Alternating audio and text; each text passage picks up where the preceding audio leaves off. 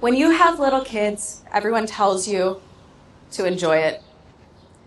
Believe me, I want to. But it's really hard to savor a season when you're stuck in survival mode. A few years into being a stay-at-home mom, I was in the thick of it. A toddler and a baby who both needed me all the time. And living in a construction site because of a renovation we took on and decided to manage ourselves. My husband and I were depleted and disconnected, to put it lightly. We were resentful and burned out. I'd wake up every morning to whichever son cried first, with a pit in my stomach, and I would wish away the hours until bedtime, way more often than I'm proud to admit.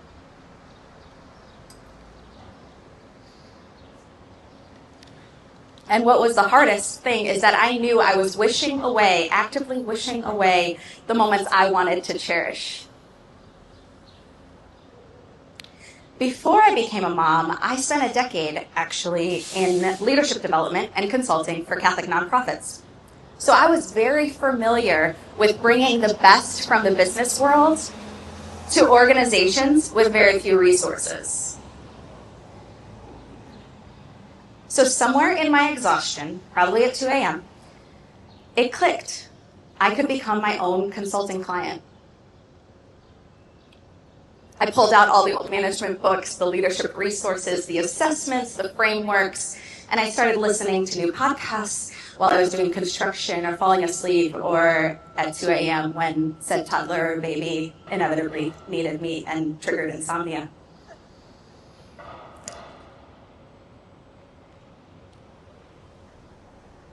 I also became my own executive coach. I started looking for my blind spots and started owning the dysfunction that I was bringing to my family, my most important team, my most important organization. I started looking at the issues in my family life the way a management consultant looks at a struggling organization.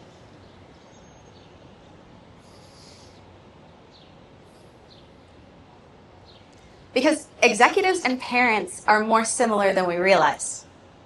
Both are responsible for the finances, operations, culture, and long-term planning of an organization. They both navigate change, complex leadership decisions, and they both put in long hours with very little sleep.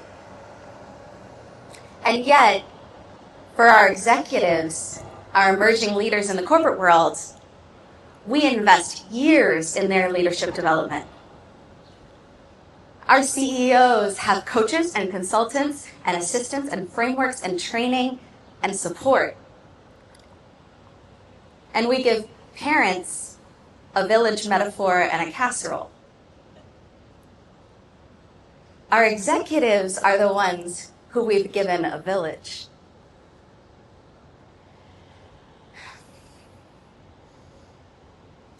So my gentle advice for new moms and dads who are in the thick of it is to change how you see yourself and invest in yourself and build a growth mindset as a parent and a partner, because the leadership tools, the management tools are out there. A toolkit is out there, but it's aimed at emerging leaders in our corporate world.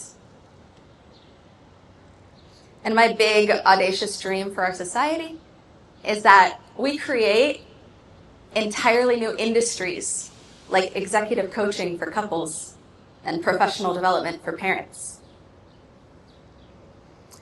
And that we start to value and invest in the leaders of our most important organizations.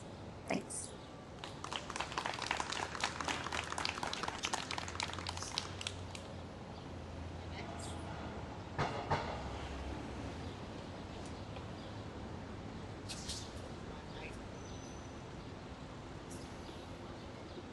Thank you. Thank you for that. Thank you for being vulnerable. And I don't have a question. I just want to say that we hear you and you are seen, and thank you for being brave and getting up there and saying that. I think that's a big deal. Thank you, Chef.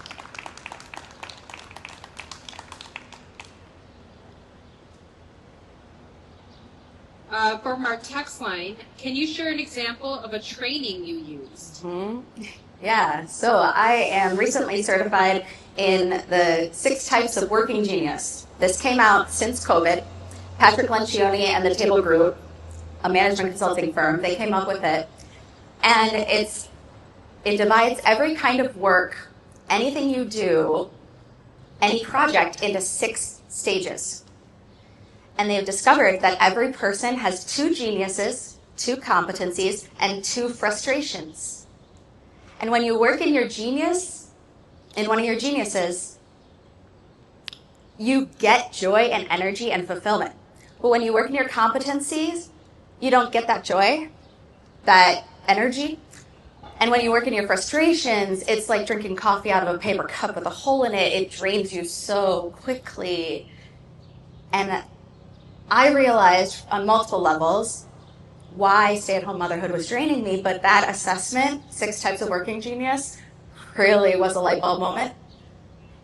And the other layer of that is that 2 people in a partnership, in a marriage, 6 types of working genius, every person has 2, you're going to have at most 4 geniuses covered in your marriage. And so the insight that I got from that is that every single marriage, you have areas of work that drain you both.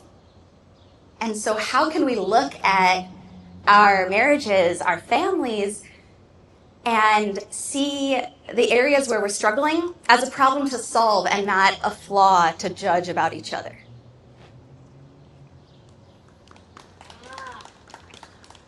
Thanks very much. So what do you think our elected officials, like state and federal, can do to create policies like family leave, paid family leave for new parents or only childhood?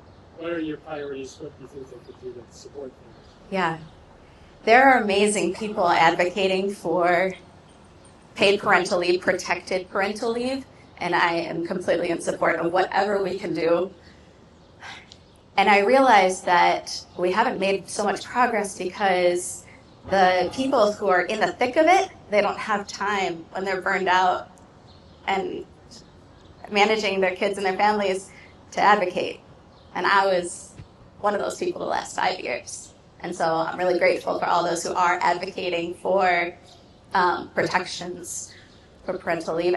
But I think every corporation, every company, every organization can do something. And I am a believer of the agency that each of us holds as a leader in our families, that even if we get everything we want, advocate for, it's not coming before my kids are in grade school.